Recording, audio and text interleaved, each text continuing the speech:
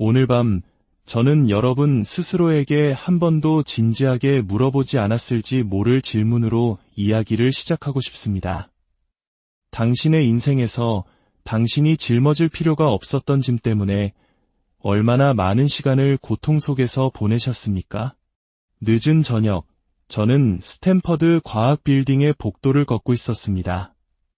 손에는 진한 블랙커피 한 잔을 들고 피로에 지친 채 벽을 가득 메운 뇌 스캔 사진들을 멍하니 바라보고 있었죠. 하지만 제 마음은 연구에 있지 않았습니다. 그날 일찍 한 친구가 제게 던졌던 말, 수동 공격적이고 사소했던 그 한마디에 온통 사로잡혀 있었습니다.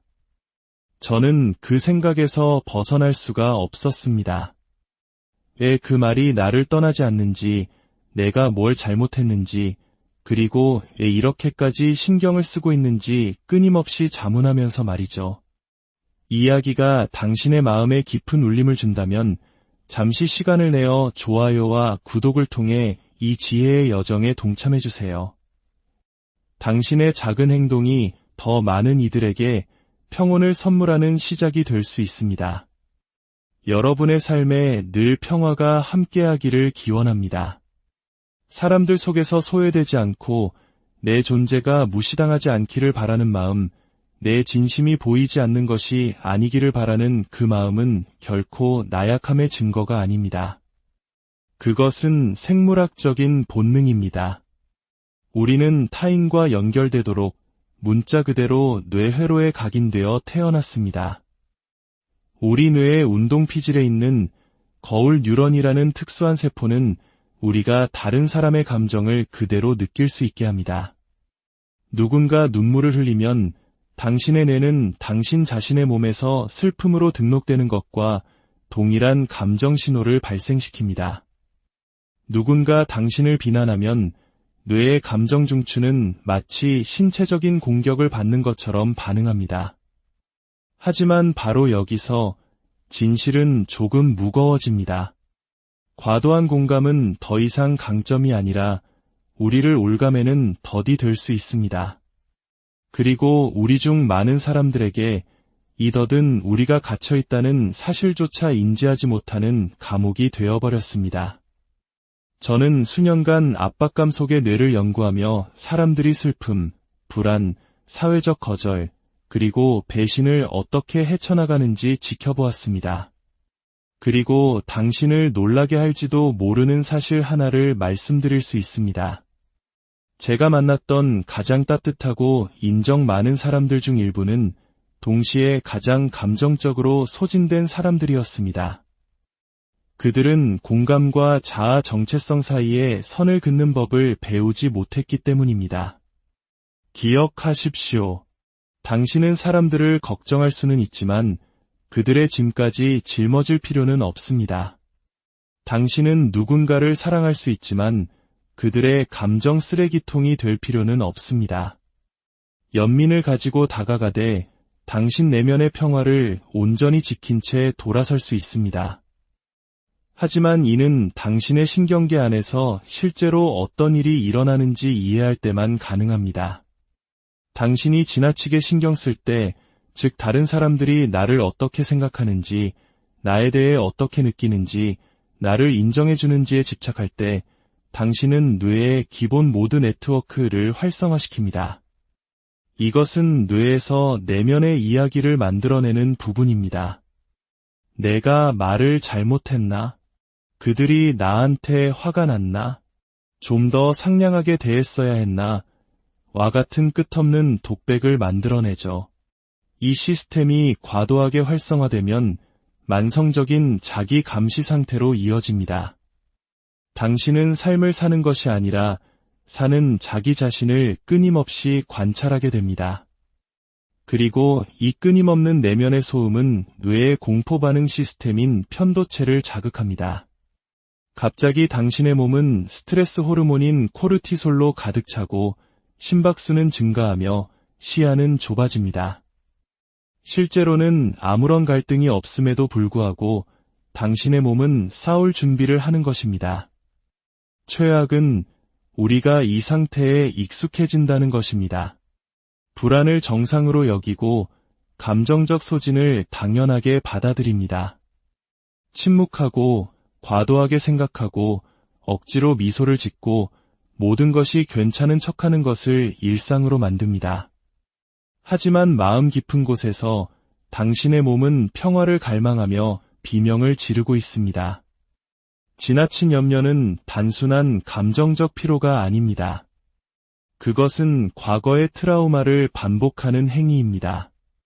당신의 안정과 가치가 타인의 인정과 완벽함에 달려있다고 내가 학습했던 어린 시절, 시련 또는 배신의 경험에서 비롯된 패턴인 것입니다. 그 뿌리를 해결하지 않는 한 당신은 다른 모든 사람의 삶에서 역할을 수행하느라 정작 자신의 삶은 완전히 잊어버리게 될 것입니다. 이것이 바로 신경 쓰지 않는 척하는 법을 배우는 것이 냉정한 행동이 아니라 치유의 과정인 이유입니다. 당신은 마음의 문을 닫는 것이 아닙니다. 당신의 신경계를 되찾는 것입니다. 당신은 이렇게 선언하는 겁니다. 나는 더 이상 내 것이 아닌 것에 내 마음을 빼앗기지 않겠다. 당신이 한 걸음 물러서는 것은 이기적인 것이 아닙니다. 정신적 명료함을 지키는 것은 오만한 것이 아닙니다. 더 이상 당신을 알아주지 않는 관계에서 과도하게 애쓰지 않는다고 해서 나쁜 사람이 되는 것이 아닙니다. 당신의 뇌는 집중하도록 설계되었지만 과도한 염려는 집중력을 분산시킵니다. 감정을 조절하는 능력을 잃고 직관을 의심하게 만들며 다른 사람에게 상처 주는 것을 피하기 위해 영혼이 이미 떠난 자리에 오래도록 머물게 합니다. 하지만 당신은 어떻습니까? 마지막으로 스스로에게 누가 나를 지켜주고 있지? 내가 다른 사람들을 챙기는 것처럼 누가 나를 챙겨주고 있지? 내 신경계가 조용한 비상사태에 빠졌을 때 누가 나를 회복시켜주고 있지? 라고 물어본 적이 언제입니까?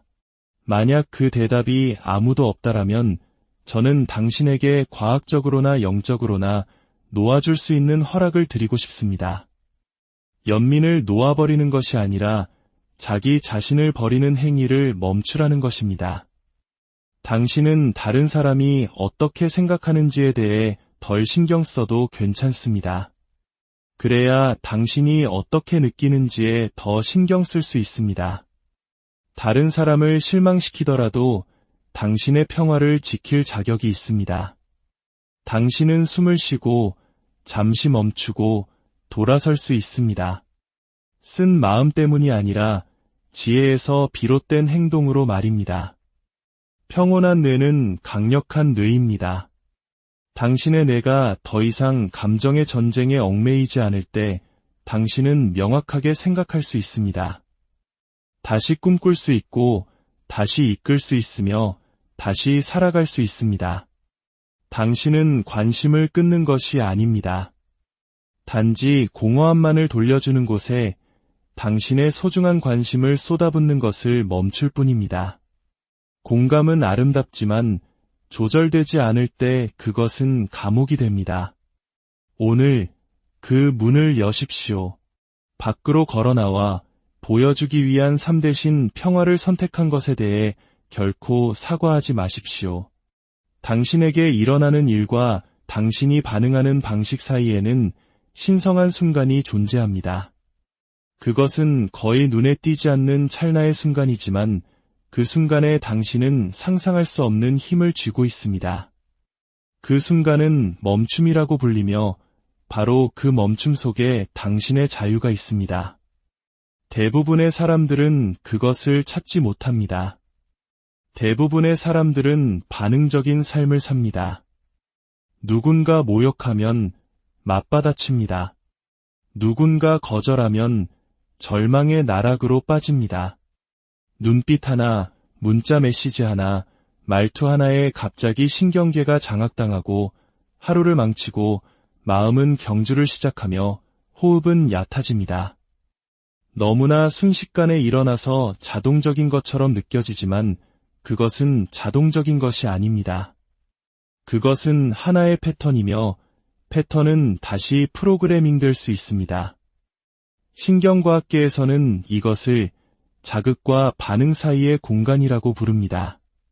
그리고 이 공간은 의사결정, 자기통제, 미래 계획을 관장하는 뇌의 일부인 전두엽 피질에 의해 조절됩니다. 이 영역이 강해질수록 주변의 모든 것이 당신에게 통제력을 잃으라고 요구할 때에도 평정을 유지할 수 있는 능력이 커집니다. 정서적 분리는 무관심하거나 냉담해지는 것을 의미하지 않습니다. 그것은 의도적으로 행동하는 것을 의미합니다.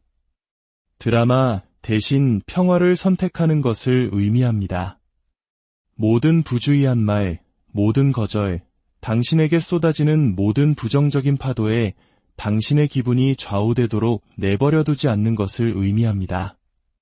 몇 년 전 저는 네이비 실팀의 수중훈련을 관찰한 적이 있습니다.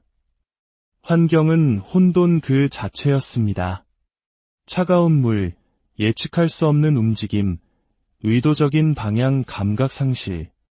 한 훈련병은 훈련의 일환으로 산소 호스가 갑자기 뽑혔을 때조차 섬뜩할 정도로 침착함을 유지했습니다. 나중에 제가 그에게 어떻게 평정을 유지했는지 물었을 때 그는 제가 결코 잊지 못할 말을 했습니다. 반응해서 이기는 게 아닙니다. 멈춤으로써 이기는 겁니다. 이것은 단지 군사원칙이 아닙니다. 이것이 바로 인생입니다. 당신의 에너지를 받을 가치가 없는 순간들에 얼마나 많이 자신을 잃어버렸습니까? 감정의 경랑 속에서 반응하는 대신 명료하게 대응했더라면 좋았을 대화, 오해, 상처를 얼마나 많이 되새겼습니까? 정서적 분리는 당신의 중심을 되찾는 것입니다. 모든 것에 반응할 가치가 없으며 당신의 평화를 빼앗을 가치가 있는 것은 훨씬 더 적다는 것을 인식하는 것입니다. 이것은 쉽지 않습니다. 특히 당신이 문제를 해결하고 설명하고 방어하고 기쁘게 하는 역할을 평생 해왔다면 말입니다. 답장하지 않는 것에 죄책감을 느낄 수도 있습니다. 거리를 두는 것이 무례하다고 느낄 수도 있습니다. 하지만 그 죄책감, 그 불편함은 진실이 아니라 당신에게 주입된 조건하일 뿐입니다. 당신은 자신의 평화를 잃음으로써 평화를 유지하도록 배웠습니다. 다른 사람들이 당신에게 옹졸하게 굴 때조차 더 큰 사람이 되라고 배웠습니다. 항상 대답하고, 항상 해결하고, 항상 머물라고 배웠습니다. 하지만 이제 당신은 더 위대한 것을 배우고 있습니다. 당신은 세상이 당신을 흔들려고 할 때 멈추고 성찰하고 고요히 머무를 수 있다는 것을 배우고 있습니다. 이 멈춤을 마스터하면 당신의 편도체, 즉 뇌의 감정경보센터가 잠잠해지기 시작합니다. 부교감 신경계가 활성화되어 심박수를 조절하고 호흡을 회복시키며 균형을 되찾아줍니다. 그 상태에서 당신은 갈등에서 살아남는 것을 넘어 그 위에 서게 됩니다. 멈출 때 당신은 스스로에게 생각할 시간을 줍니다. 이것이 내 에너지를 쓸 가치가 있는가? 이것을 내 정신적 공간으로 들여보내고 싶은가? 반응하는 것이 나를 강하게 만드는가? 아니면 나를 고갈시키는가? 때로는 당신이 할 수 있는 가장 강력한 일은 아무것도 하지 않는 것입니다. 설명도, 방어도, 반응도 없이 그저 호흡하고 그저 존재하는 것입니다. 고요함은 나약함이 아닙니다. 그것은 정밀함입니다. 고요함은 정말로 중요한 싸움을 위해 에너지를 보존하는 방법입니다. 고요함은 다른 사람들이 당신을 혼돈 속으로 끌어들이려 할 때 당신의 정체성을 지키는 방법입니다. 감정적으로, 직업적으로, 영적으로 승리하는 사람들은 가장 많이 싸우는 사람들이 아닙니다. 그들은 언제 싸우지 말아야 하는지를 배운 사람들입니다. 모든 전쟁이 치를 가치가 있는 것은 아니기 때문입니다. 그리고 때로는 침묵이 당신이 할 수 있는 어떤 말보다 더 큰 울림을 줍니다. 이러한 수준의 통제력은 당신을 차갑게 만드는 것이 아니라 현명하게 만듭니다. 당신은 일시적인 사람들이 영구적인 손상을 입히는 것을 멈추게 됩니다. 모든 문자 메시지, 모든 헤드라인, 다른 사람의 모든 기분 변화에 당신의 신경계가 임대되는 것을 멈추게 됩니다. 그러니 만약 당신이 자극을 받는다면 멈추십시오. 도발을 느낀다면 멈추십시오. 단지 인정받기 위해 자신을 설명하고 싶을 때 멈추십시오. 왜냐하면 그 멈춤 속에서 당신은 자기 자신에게로 돌아가기 때문입니다. 당신의 호흡으로, 당신의 진실로 돌아갑니다. 그리고 바로 거기에 당신의 힘이 있습니다. 증명이나 기쁨이나 연기 속에 있는 것이 아니라 바로 그 멈춤 속에 있습니다. 일단 그것을 마스터하면 당신은 반응하는 것을 멈추고 누구도 막을 수 없는 존재가 될 것입니다. 당신의 삶의 어느 시점에서 누군가는 당신이 부족하다고 느끼게 만들었습니다. 어쩌면 그것은 미묘했을 수도 있습니다. 말투, 잠시의 침묵, 치켜뜬 눈썹, 혹은 거절 편지, 이별 통보 문자, 몇 주 동안이나 울려 퍼지던 차가운 침묵처럼 요란했을 수도 있습니다. 그리고 당신은 깨닫지도 못하는 사이에 당신의 뇌는 원래 설계된 대로 그 경험을 내면화했습니다. 그것을 개인적인 것으로 분류했고 갑자기 그것은 단지 누군가가 당신을 거절한 사건이 아니라 당신 자신이 거절당한 존재가 되어버렸습니다. 당신의 아이디어나 노력이 아니라 바로 당신이 말입니다. 바로 거기서부터 상처는 시작됩니다. 인간의 뇌, 특히 사회적 뇌는 비판과 배제에 믿을 수 없을 정도로 민감합니다. 기능적 MRI 연구에 따르면 사회적 거절은 신체적 고통과 정확히 동일한 신경 경로를 활성화시킵니다. 누군가 당신에게 넌 부족해 라고 말할 때 당신의 뇌는 그것을 단지 말로 해석하는 것이 아니라 이협으로 받아들입니다. 하지만 여기에 반전이 있습니다. 당신이 비난받거나 비판받을 때 느끼는 고통은 그것이 사실이라는 증거가 아닙니다. 그것은 당신이 신경 쓰고 있다는 증거입니다. 그리고 그 관심이 보호받지 못할 때 그것은 당신의 가장 큰 취약점이 됩니다. 우리가 거의 배우지 못하는 것은 대부분의 거절은 우리 자신과는 거의 관련이 없다는 사실입니다. 사람들은 자신들이 이해하지 못하는 것을 거부합니다. 자신의 자존감을 위협하는 것을 비판합니다. 자신의 고통, 불안, 한계라는 렌즈를 통해 판단합니다. 생각해 보십시오. 누군가가 단지 자신과 다른 것을 사랑하는 법을 몰랐기 때문에 당신을 거절한 적이 얼마나 많았습니까? 누군가가 당신의 대담함이 자신의 두려움을 부각시켰기 때문에 비판한 적이 얼마나 많았습니까? 누군가가 당신의 길이 틀려서가 아니라 자신이 가기 두려워했던 길을 떠올리게 했기 때문에 판단한 적이 얼마나 많았습니까? 당신은 그들의 거울이 아닙니다. 당신은 그들의 치료사가 아니며 그들의 투사 스크린도 아닙니다. 하지만 당신이 누군가의 판단을 진실로 받아들일 때마다 당신은 당신의 힘을 내어주는 것입니다. 당신은 더 입맛에 맞고 더 사랑스럽고 더 받아들여지기 위해 자신을 수정하기 시작합니다. 당신은 결코 들어갈 운명이 아니었던 상자 안에 맞추기 위해 스스로를 축소시킵니다. 분명히 말하겠습니다. 거절은 종종 방향 전환의 신호입니다.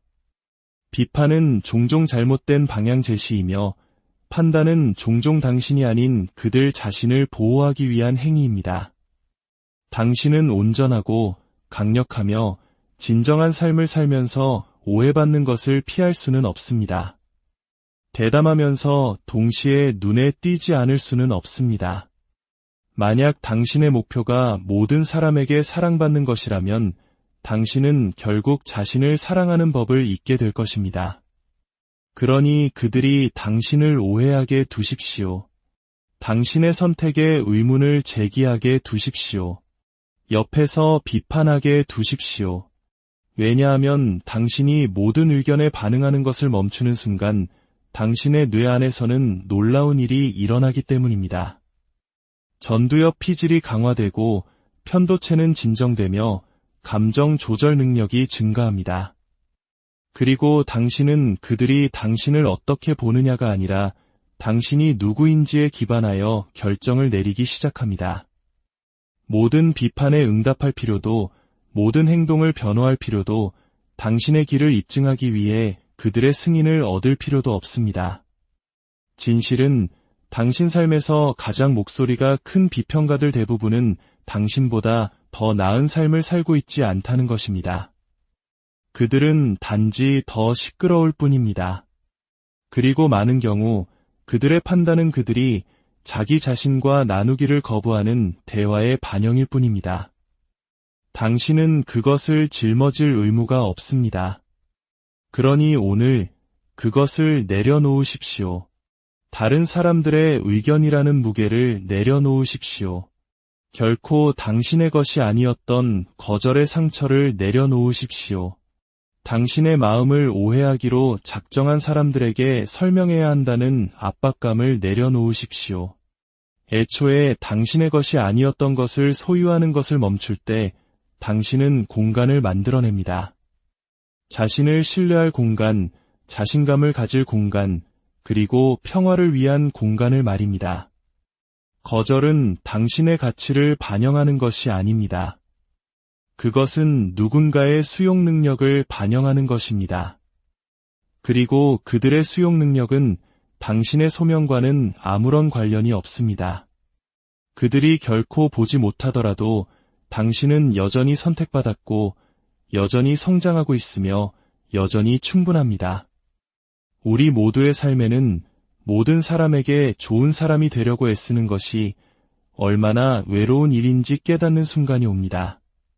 상냥하고 남을 기쁘게 하고 언제든 달려가고 끝없이 이해심 많은 사람이 되려고 노력하는 과정에서 당신은 서서히 자기 자신을 지워나갑니다. 당신은 더 이상 필요와 한계, 그리고 선호를 가진 한 사람이 아니라 도와주는 사람, 해결사, 용서하는 사람, 강한 사람이라는 역할이 되어버립니다. 그리고 한동안은 기분이 좋습니다. 가치 있고 필요하며 사랑받는다고 느끼죠. 그러던 어느 날 당신은 지쳐서 깨어납니다. 육체적으로뿐만 아니라 감정적으로, 영적으로도 말입니다. 자신을 너무 얇게 펼쳐서 자신의 생각조차 들을 수 없게 됩니다. 너무 여러 번 예라고 말해서 이제 아니오는 배신처럼 느껴집니다. 하지만 실제로 일어난 유일한 배신은 당신이 자기 자신에게 저지른 배신뿐입니다. 이것이 바로 경계 없는 삶의 모습입니다. 그리고 착각하지 마십시오. 신경계는 모든 것을 기록하고 있습니다. 다른 사람을 편안하게 해주기 위해 당신의 진실을 억누를 때마다 당신의 뇌 안에서는 불협화음이 생깁니다. 갈등을 피하기 위해 불편함을 억누를 때마다 당신의 몸은 생존 모드로 들어갑니다. 겉으로는 미소 짓지만 안에서는 교감 신경계가 마치 위험에 처한 것처럼 작동합니다. 이것은 단순한 비유가 아니라 신경과학입니다. 만성적인 사람 기쁘게 하기는 만성 스트레스를 유발합니다. 코르티솔 수치를 높이고 수면을 방해하며 주의 지속 시간을 단축시키고 면역 체계를 약화시킵니다. 친절함이 나빠서가 아니라 자기 배신이 파괴적이기 때문입니다. 경계는 사람들을 밀어내는 것이 아닙니다. 자기 자신을 지키는 것입니다. 그것은 당신의 집중력, 평화, 에너지, 그리고 가치를 보호하는 방법입니다. 그것은 여기가 내가 끝나는 지점이고 당신이 시작되는 지점입니다. 이것이 내가 허용할 것과 허용하지 않을 것입니다. 이것이 내가 희생하기를 거부하는 나의 모습입니다. 라고 말하는 것입니다. 비록 그것이 당신을 불편하게 만들지라도 말입니다. 경계를 벽과 혼동하기 쉽지만 벽은 두려움으로 만들어집니다. 경계는 명확함으로 만들어집니다. 벽은 당신이 두렵기 때문에 사람들을 밀어내지만 경계는 당신이 자신을 존중하기 때문에 올바른 사람들을 초대합니다. 그리고 사람들은 그것을 느낍니다. 당신이 경계를 설정하기 시작할 때, 아니오라고 말하기 시작할 때, 과도하게 설명하는 것을 멈출 때, 당신의 시간을 보호할 때, 당신은 놀라운 사실을 발견하게 될 것입니다. 어떤 사람들은 당신을 더 존중할 것이고, 어떤 사람들은 즉시 당신에게 분개할 것입니다. 그냥 내버려 두십시오. 당신의 경계에 사람들이 어떻게 반응하는지는 당신의 책임이 아니라 그들 자신을 비추는 거울이기 때문입니다. 당신이 피곤하고 화나고 분개한다면 단지 당신의 일정을 고치지 마십시오. 당신의 경계를 고치십시오. 목소리가 떨리더라도 아니오라고 말하십시오. 다리가 후들거리더라도 그 자리를 떠나십시오. 손에 땀이 나더라도 당신의 진실을 말하십시오. 무언가를 증명하기 위해서가 아니라 나는 연기하지 않고도 존재할 수 있다는 것을 스스로에게 상기시키기 위해서입니다. 당신은 누구에게도 당신에게 무제한으로 접근할 권리를 줄 의무가 없습니다. 모든 사람이 당신 삶의 맨 앞줄에 앉을 자격이 있는 것은 아닙니다. 당신은 친절하면서도 시간을 내어주지 않을 수 있습니다. 걱정하면서도 짊어지지 않을 수 있습니다. 경계는 당신을 다른 사람들과 단절시키는 것이 아니라 당신을 당신 자신과 다시 연결시켜주기 때문입니다. 그리고 당신이 마침내 온전히 자기 자신에게로 돌아왔을 때 당신은 왜 그렇게 오랫동안 떠나 있었는지 의아해할 것입니다. 목소리를 높이지 않는 힘이 있습니다. 쫓지도 증명하지도 당황하지도 않는 힘. 혼돈의 한가운데서도 고요히 앉아 움직이기를 거부하는 그런 힘입니다. 그 힘은 고요함이라고 불립니다. 소음, 속도, 반응, 그리고 인정에 중독된 세상에서 고요함은 거의 약점처럼 보입니다. 하지만 그렇지 않습니다. 고요함은 스스로가 안전하다는 것을 아는 신경계입니다. 고요함은 같이 있기 위해 애쓸 필요가 없다는 것을 아는 마음입니다. 고요함은 외부가 아닌 내부로부터 살아가는 삶입니다. 진실은 우리는 긴급함의 문화 속에 살고 있다는 것입니다. 당신은 빨리 응답하고 즉시 게시하고 즉각적으로 자신을 방어하고 모든 사람에게 모든 것을 설명하도록 기대됩니다. 마치 그들의 이해가 당신의 평화를 위한 필수 조건인 것처럼 말입니다. 하지만 그것은 함정입니다. 당신이 주변의 것에 끊임없이 반응하며 위태롭게 살 때 당신은 다른 사람들의 에너지의 노예가 됩니다. 방에 들어가면 그곳에 누가 있느냐에 따라 기분이 바뀌고 휴대폰을 열면 무엇을 보느냐에 따라 정신이 꺾입니다. 소문을 듣고 말투를 느끼고 무시당하면 갑자기 하루가 망가집니다.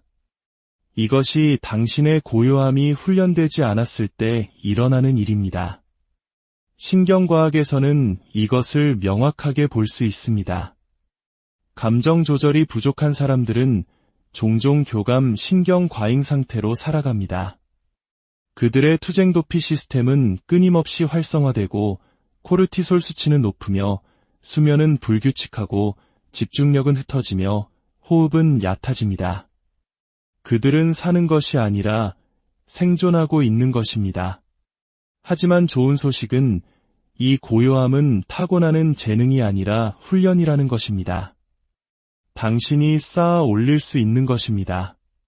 그것은 가장 작은 순간들에서 시작됩니다.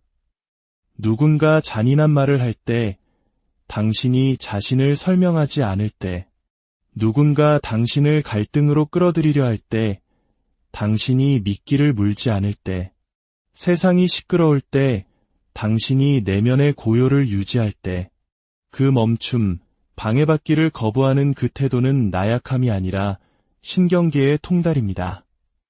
제가 종종 되새기는 말이 있습니다. 사자는 작은 개가 짖는다고 돌아보지 않는다. 당신도 그래서는 안 됩니다. 당신이 진정으로 누구인지 이해하고 내면의 작업을 마치고 당신의 평화가 더 이상 외부의 인정에 의존하지 않을 때 침묵은 당신의 첫 번째 언어가 됩니다. 당신은 모든 것이 당신의 에너지를 필요로 하는 것은 아니며 모든 초대가 참석할 가치가 있는 것은 아니고 모든 의견이 흡수할 가치가 있는 것은 아니라는 것을 깨닫기 시작합니다. 한때 저는 대중의 심한 비난에 직면한 세계 챔피언 운동선수와 마주 앉은 적이 있습니다. 뉴스 전체가 그의 이야기로 도배되었고 온라인에서는 비난이 쏟아졌습니다. 모두가 한마디씩 거들었죠. 저는 그에게 어떻게 대처하고 있는지 물었습니다. 그는 제 눈을 똑바로 쳐다보며 말했습니다. 저는 여기에 반응하러 온 게 아닙니다. 이기러 왔습니다. 그 말은 제게 번개처럼 와닿았습니다. 왜냐하면 진정한 승리는 단지 다른 사람을 능가하는 것이 아니라 산만함을 이겨내고 무례함을 이겨내고 드라마를 이겨내는 것이기 때문입니다. 그리고 그렇게 할 수 있는 유일한 방법은 흔들리지 않는 것입니다. 고요함은 행동하지 않음을 의미하지 않습니다. 고요함은 당신이 너무나 단단히 뿌리내리고 있어서 당신의 행동이 혼돈이 아닌 명료함에서 비롯됨을 의미합니다. 그것은 당신이 분노나 두려움, 불안감이 아니라 깊은 내면의 확신에서 움직인다는 것을 의미합니다. 고요함은 외부의 혼란이 당신의 내면의 진실을 다시 쓰게 하는 것을 거부하는 것입니다. 그것은 우리가 부교감 신경우위라고 부르는 생리적 상태로 당신의 몸이 안전한 상태로 돌아가고 호흡이 느려지며 생각이 날카로워지고 직관이 더 크게 말하는 상태입니다. 세상은 당신이 평온하다고 해서 결코 보상해주지 않을지 모릅니다. 하지만 당신의 미래가 당신의 명료함이 보상해 줄 것입니다. 당신은 마무리를 쫓을 필요도 모든 논쟁에서 이길 필요도 모든 오해에 응답할 필요도 당신을 오해하기로 작정한 사람들에게 당신의 가치를 증명할 필요도 없습니다. 당신은 단지 고요하게 뿌리 내린 채 집중하고 흔들리지 않으면 됩니다. 자존심 때문이 아니라 신성한 자기 보존을 위해서 말입니다. 고요함은 힘입니다. 그것은 당신이 당신의 가장 높은 자아를 만나는 공간이며 지혜가 말하고 소음이 사라지는 곳입니다. 폭풍이 당신 주위에서 휘몰아칠지라도 결코 당신 안에서는 일어나지 않습니다. 그리고 일단 당신이 그런 종류의 평온을 맛본다면 당신은 결코 그것을 얄팍한 관심과 맞바꾸지. 오늘 밤 저는 여러분 스스로에게 한 번도 진지하게 물어보지 않았을지 모를 질문으로 이야기를 시작하고 싶습니다. 당신의 인생에서 당신이 짊어질 필요가 없었던 짐 때문에 얼마나 많은 시간을 고통 속에서 보내셨습니까? 늦은 저녁, 저는 스탠퍼드 과학 빌딩의 복도를 걷고 있었습니다. 손에는 진한 블랙커피 한 잔을 들고 피로에 지친 채 벽을 가득 메운 뇌 스캔 사진들을 멍하니 바라보고 있었죠. 하지만 제 마음은 연구에 있지 않았습니다. 그날 일찍 한 친구가 제게 던졌던 말, 수동 공격적이고 사소했던 그 한마디에 온통 사로잡혀 있었습니다. 저는 그 생각에서 벗어날 수가 없었습니다. 왜 그 말이 나를 떠나지 않는지, 내가 뭘 잘못했는지, 그리고 왜 이렇게까지 신경을 쓰고 있는지 끊임없이 자문하면서 말이죠. 이야기가 당신의 마음에 깊은 울림을 준다면 잠시 시간을 내어 좋아요와 구독을 통해 이 지혜의 여정에 동참해주세요. 당신의 작은 행동이 더 많은 이들에게 평온을 선물하는 시작이 될 수 있습니다. 여러분의 삶에 늘 평화가 함께하기를 기원합니다. 사람들 속에서 소외되지 않고 내 존재가 무시당하지 않기를 바라는 마음, 내 진심이 보이지 않는 것이 아니기를 바라는 그 마음은 결코 나약함의 증거가 아닙니다. 그것은 생물학적인 본능입니다. 우리는 타인과 연결되도록 문자 그대로 뇌회로에 각인되어 태어났습니다. 우리 뇌의 운동피질에 있는 거울 뉴런이라는 특수한 세포는 우리가 다른 사람의 감정을 그대로 느낄 수 있게 합니다. 누군가 눈물을 흘리면 당신의 뇌는 당신 자신의 몸에서 슬픔으로 등록되는 것과 동일한 감정 신호를 발생시킵니다. 누군가 당신을 비난하면 뇌의 감정 중추는 마치 신체적인 공격을 받는 것처럼 반응합니다. 하지만 바로 여기서 진실은 조금 무거워집니다. 과도한 공감은 더 이상 강점이 아니라 우리를 올가매는 덫이 될 수 있습니다. 그리고 우리 중 많은 사람들에게 이 덫은 우리가 갇혀 있다는 사실조차 인지하지 못하는 감옥이 되어버렸습니다. 저는 수년간 압박감 속의 뇌를 연구하며 사람들이 슬픔, 불안, 사회적 거절, 그리고 배신을 어떻게 헤쳐나가는지 지켜보았습니다. 그리고 당신을 놀라게 할지도 모르는 사실 하나를 말씀드릴 수 있습니다. 제가 만났던 가장 따뜻하고 인정 많은 사람들 중 일부는 동시에 가장 감정적으로 소진된 사람들이었습니다. 그들은 공감과 자아 정체성 사이에 선을 긋는 법을 배우지 못했기 때문입니다. 기억하십시오. 당신은 사람들을 걱정할 수는 있지만 그들의 짐까지 짊어질 필요는 없습니다. 당신은 누군가를 사랑할 수 있지만 그들의 감정 쓰레기통이 될 필요는 없습니다.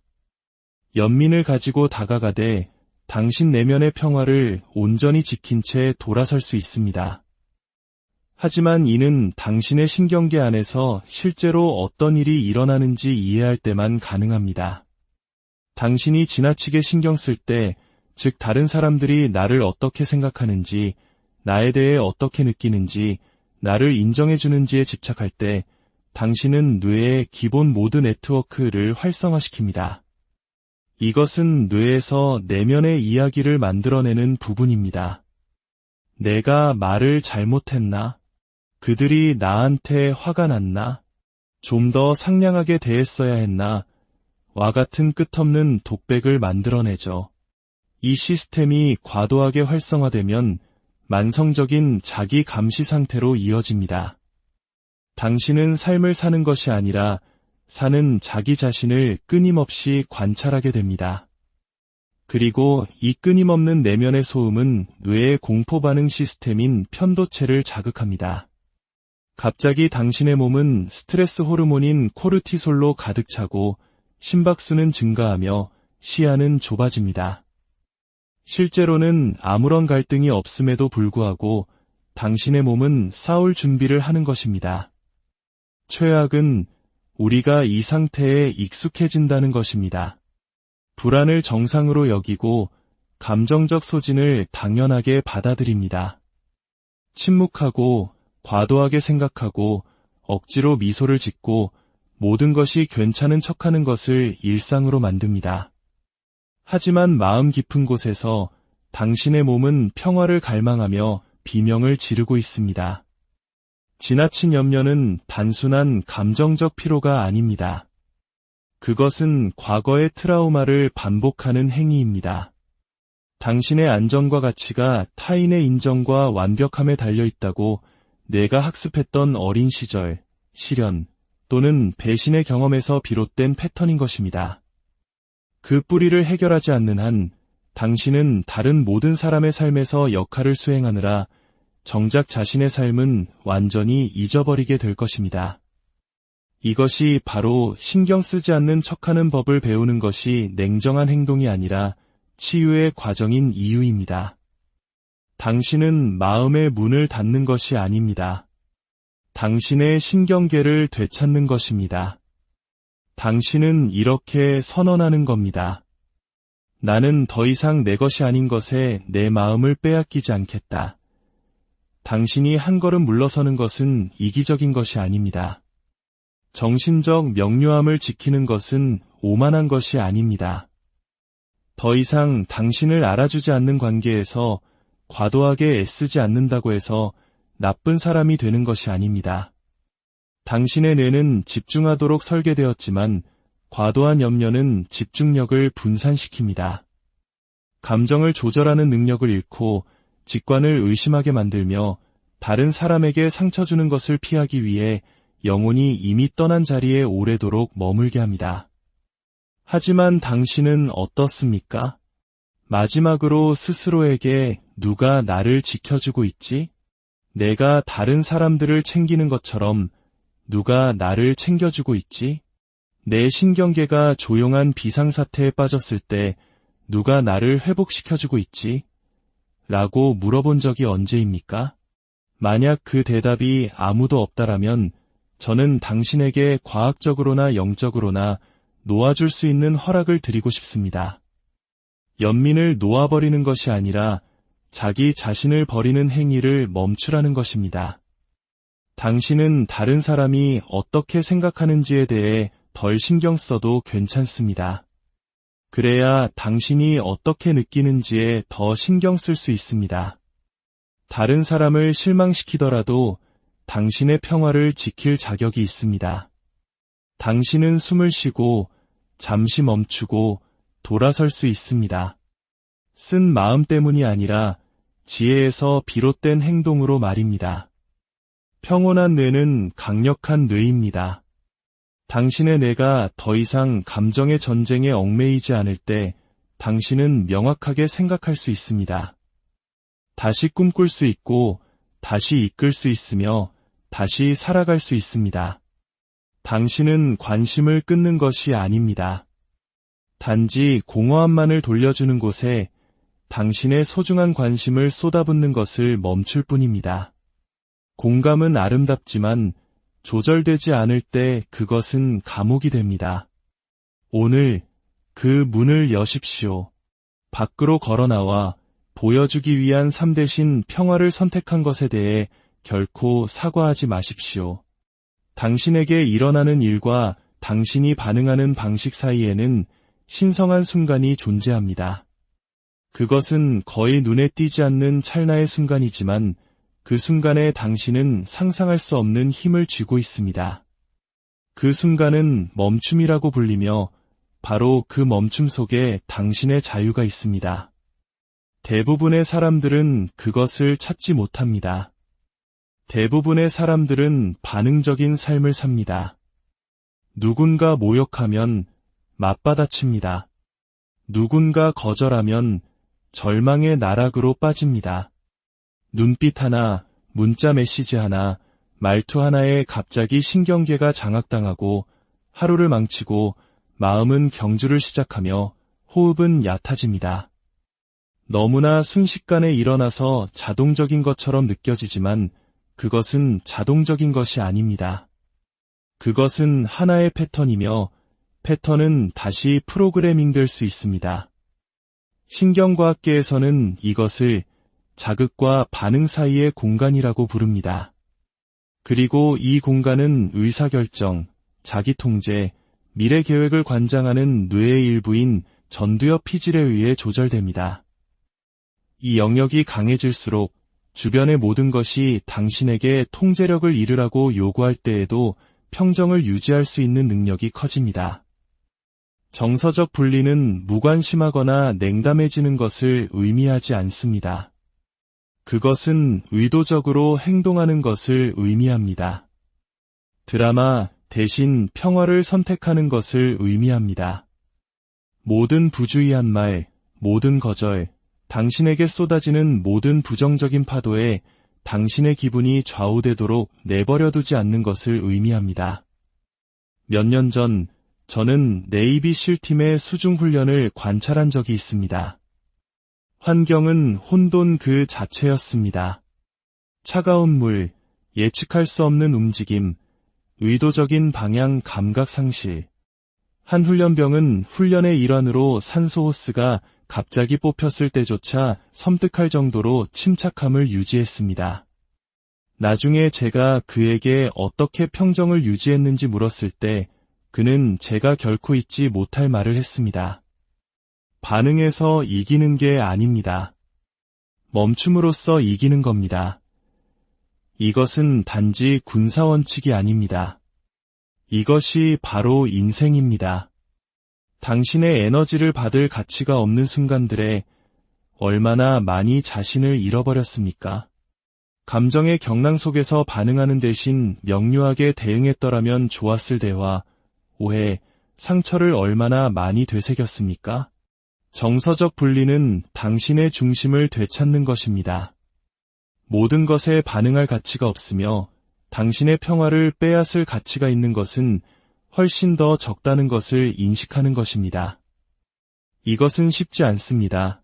특히 당신이 문제를 해결하고 설명하고 방어하고 기쁘게 하는 역할을 평생 해왔다면 말입니다. 답장하지 않는 것에 죄책감을 느낄 수도 있습니다. 거리를 두는 것이 무례하다고 느낄 수도 있습니다. 하지만 그 죄책감, 그 불편함은 진실이 아니라 당신에게 주입된 조건하일 뿐입니다. 당신은 자신의 평화를 잃음으로써 평화를 유지하도록 배웠습니다. 다른 사람들이 당신에게 옹졸하게 굴 때조차 더 큰 사람이 되라고 배웠습니다. 항상 대답하고, 항상 해결하고, 항상 머물라고 배웠습니다. 하지만 이제 당신은 더 위대한 것을 배우고 있습니다. 당신은 세상이 당신을 흔들려고 할 때 멈추고 성찰하고 고요히 머무를 수 있다는 것을 배우고 있습니다. 이 멈춤을 마스터하면 당신의 편도체, 즉 뇌의 감정경보센터가 잠잠해지기 시작합니다. 부교감 신경계가 활성화되어 심박수를 조절하고 호흡을 회복시키며 균형을 되찾아줍니다. 그 상태에서 당신은 갈등에서 살아남는 것을 넘어 그 위에 서게 됩니다. 멈출 때 당신은 스스로에게 생각할 시간을 줍니다. 이것이 내 에너지를 쓸 가치가 있는가? 이것을 내 정신적 공간으로 들여보내고 싶은가? 반응하는 것이 나를 강하게 만드는가? 아니면 나를 고갈시키는가? 때로는 당신이 할 수 있는 가장 강력한 일은 아무것도 하지 않는 것입니다. 설명도, 방어도, 반응도 없이 그저 호흡하고 그저 존재하는 것입니다. 고요함은 나약함이 아닙니다. 그것은 정밀함입니다. 고요함은 정말로 중요한 싸움을 위해 에너지를 보존하는 방법입니다. 고요함은 다른 사람들이 당신을 혼돈 속으로 끌어들이려 할 때 당신의 정체성을 지키는 방법입니다. 감정적으로, 직업적으로, 영적으로 승리하는 사람들은 가장 많이 싸우는 사람들이 아닙니다. 그들은 언제 싸우지 말아야 하는지를 배운 사람들입니다. 모든 전쟁이 치를 가치가 있는 것은 아니기 때문입니다. 그리고 때로는 침묵이 당신이 할 수 있는 어떤 말보다 더 큰 울림을 줍니다. 이러한 수준의 통제력은 당신을 차갑게 만드는 것이 아니라 현명하게 만듭니다. 당신은 일시적인 사람들이 영구적인 손상을 입히는 것을 멈추게 됩니다. 모든 문자 메시지, 모든 헤드라인, 다른 사람의 모든 기분 변화에 당신의 신경계가 임대되는 것을 멈추게 됩니다. 그러니 만약 당신이 자극을 받는다면 멈추십시오. 도발을 느낀다면 멈추십시오. 단지 인정받기 위해 자신을 설명하고 싶을 때 멈추십시오. 왜냐하면 그 멈춤 속에서 당신은 자기 자신에게로 돌아가기 때문입니다. 당신의 호흡으로, 당신의 진실로 돌아갑니다. 그리고 바로 거기에 당신의 힘이 있습니다.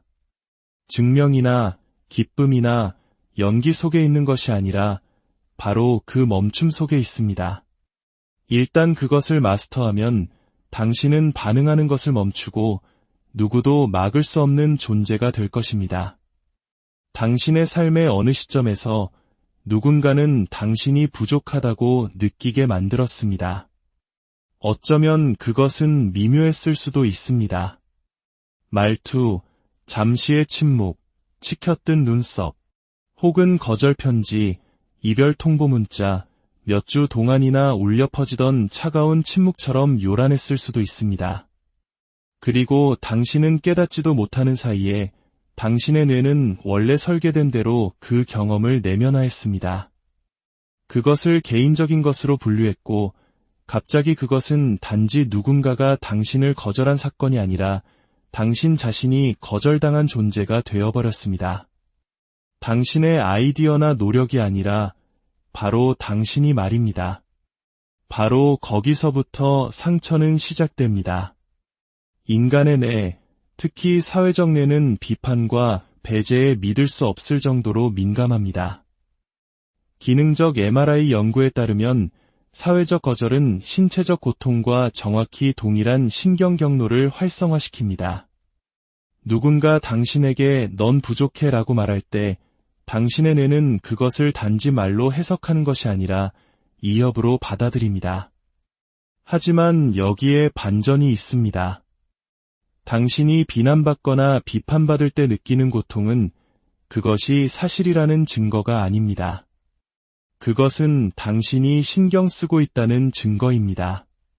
그리고 그 관심이 보호받지 못할 때 그것은 당신의 가장 큰 취약점이 됩니다.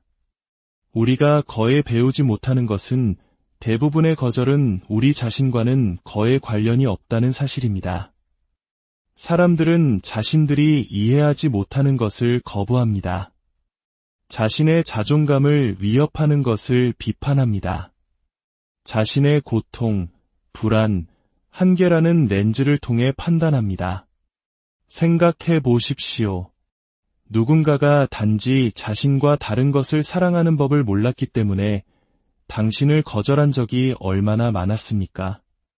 누군가가 당신의 대담함이 자신의 두려움을 부각시켰기 때문에 비판한 적이 얼마나 많았습니까? 누군가가 당신의 길이 틀려서가 아니라 자신이 가기 두려워했던 길을 떠올리게 했기 때문에 판단한 적이 얼마나 많았습니까? 당신은 그들의 거울이 아닙니다. 당신은 그들의 치료사가 아니며 그들의 투사 스크린도 아닙니다. 하지만 당신이 누군가의 판단을 진실로 받아들일 때마다 당신은 당신의 힘을 내어주는 것입니다. 당신은 더 입맛에 맞고 더 사랑스럽고 더 받아들여지기 위해 자신을 수정하기 시작합니다. 당신은 결코 들어갈 운명이 아니었던 상자 안에 맞추기 위해 스스로를 축소시킵니다. 분명히 말하겠습니다. 거절은 종종 방향 전환의 신호입니다. 비판은 종종 잘못된 방향 제시이며 판단은 종종 당신이 아닌 그들 자신을 보호하기 위한 행위입니다. 당신은 온전하고 강력하며 진정한 삶을 살면서 오해받는 것을 피할 수는 없습니다. 대담하면서 동시에 눈에 띄지 않을 수는 없습니다. 만약 당신의 목표가 모든 사람에게 사랑받는 것이라면 당신은 결국 자신을 사랑하는 법을 잊게 될 것입니다. 그러니 그들이 당신을 오해하게 두십시오. 당신의 선택에 의문을 제기하게 두십시오. 옆에서 비판하게 두십시오. 왜냐하면 당신이 모든 의견에 반응하는 것을 멈추는 순간 당신의 뇌 안에서는 놀라운 일이 일어나기 때문입니다. 전두엽 피질이 강화되고 편도체는 진정되며 감정 조절 능력이 증가합니다. 그리고 당신은 그들이 당신을 어떻게 보느냐가 아니라 당신이 누구인지에 기반하여 결정을 내리기 시작합니다. 모든 비판에 응답할 필요도 모든 행동을 변호할 필요도 당신의 길을 입증하기 위해 그들의 승인을 얻을 필요도 없습니다. 진실은 당신 삶에서 가장 목소리가 큰 비평가들 대부분은 당신보다 더 나은 삶을 살고 있지 않다는 것입니다. 그들은 단지 더 시끄러울 뿐입니다. 그리고 많은 경우 그들의 판단은 그들이 자기 자신과 나누기를 거부하는 대화의 반영일 뿐입니다. 당신은 그것을 짊어질 의무가 없습니다. 그러니 오늘 그것을 내려놓으십시오. 다른 사람들의 의견이라는 무게를 내려놓으십시오. 결코 당신의 것이 아니었던 거절의 상처를 내려놓으십시오. 당신의 마음을 오해하기로 작정한 사람들에게 설명해야 한다는 압박감을 내려놓으십시오.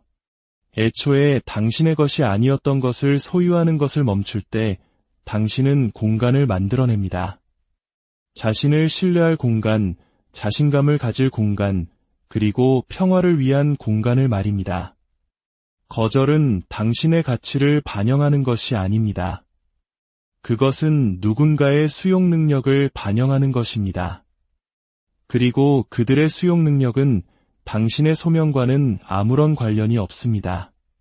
그들이 결코 보지 못하더라도 당신은 여전히 선택받았고 여전히 성장하고 있으며 여전히 충분합니다.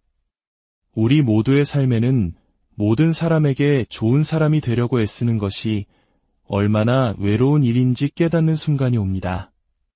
상냥하고 남을 기쁘게 하고 언제든 달려가고 끝없이 이해심 많은 사람이 되려고 노력하는 과정에서 당신은 서서히 자기 자신을 지워나갑니다. 당신은 더 이상 필요와 한계, 그리고 선호를 가진 한 사람이 아니라 도와주는 사람, 해결사, 용서하는 사람, 강한 사람이라는 역할이 되어버립니다. 그리고 한동안은 기분이 좋습니다. 가치 있고 필요하며 사랑받는다고 느끼죠. 그러던 어느 날 당신은 지쳐서 깨어납니다. 육체적으로뿐만 아니라 감정적으로, 영적으로도 말입니다. 자신을 너무 얇게 펼쳐서 자신의 생각조차 들을 수 없게 됩니다. 너무 여러 번 예라고 말해서 이제 아니오는 배신처럼 느껴집니다. 하지만 실제로 일어난 유일한 배신은 당신이 자기 자신에게 저지른 배신뿐입니다. 이것이 바로 경계 없는 삶의 모습입니다. 그리고 착각하지 마십시오. 신경계는 모든 것을 기록하고 있습니다.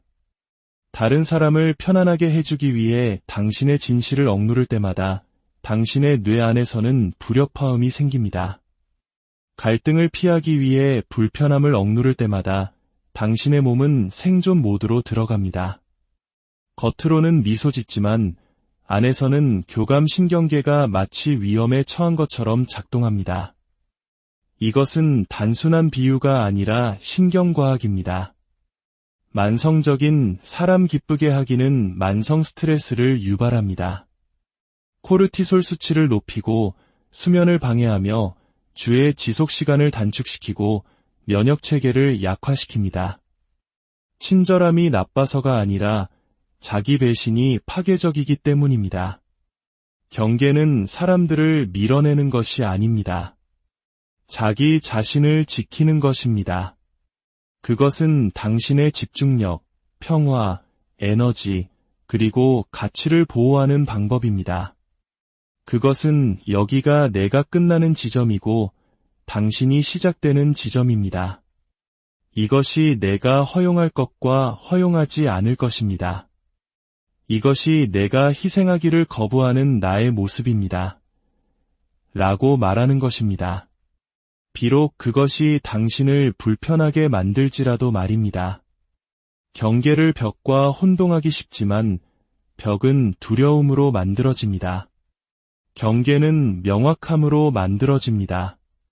벽은 당신이 두렵기 때문에 사람들을 밀어내지만 경계는 당신이 자신을 존중하기 때문에 올바른 사람들을 초대합니다.